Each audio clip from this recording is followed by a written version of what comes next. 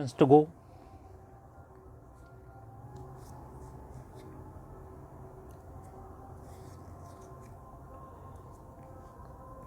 Start. The main ground of challenge in the writ petition is that without determination of the actual market value of the land, the collector has proceeded merely on the basis of circle rate prevalent for residential plots and determined the deficiency in the stamp duty. According to the learned counsel for the petitioner, the said property, area of which is said to be 134 hectares, has been purchased to increase his holding, considering the fact that the adjoining land is that of the petitioner where cultivation etc. is being done by the petitioner. It is also admitted that the said plot is a gadda, that is a ditch, and therefore cannot be used for agricultural purpose in its present state. The contention of the petitioner is that the plot in question is surrounded by agricultural property in which agricultural activities are going on and no abadi is there in the vicinity. However, one boundary wall of the roadway stand is there, but that alone cannot be a determinative factor for treating the property to be residential. Further, contention of the learned counsel for the petitioner is that the collector has relied upon a report dated 24th March 2007, which is said to be of prior to initiation of the proceeding under section 47A(3) of the Act, and therefore the Commissioner erred in law in relying upon the same.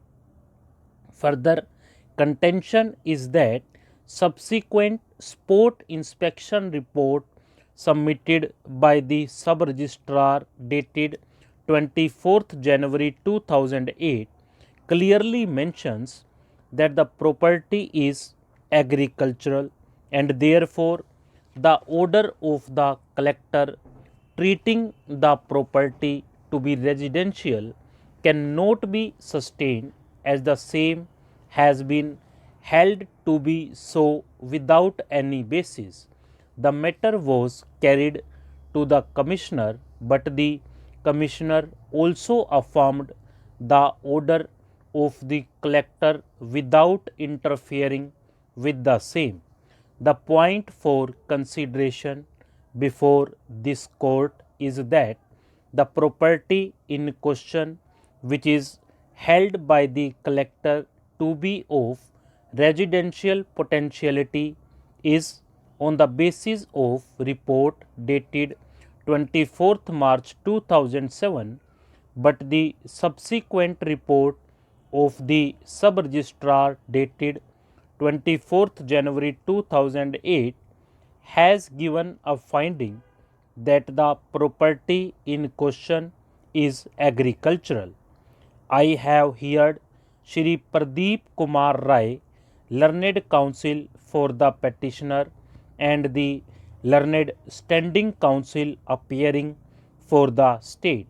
In my view, the provisions of section 47A(3) of the Act clearly mandates that either suo motu or upon some report of any other authority proceeding can be initiated, and the collector, after issuing notice to the petitioner, can proceed to determine the market value of the property in question for determination of deficiency in the leviable stamp duty.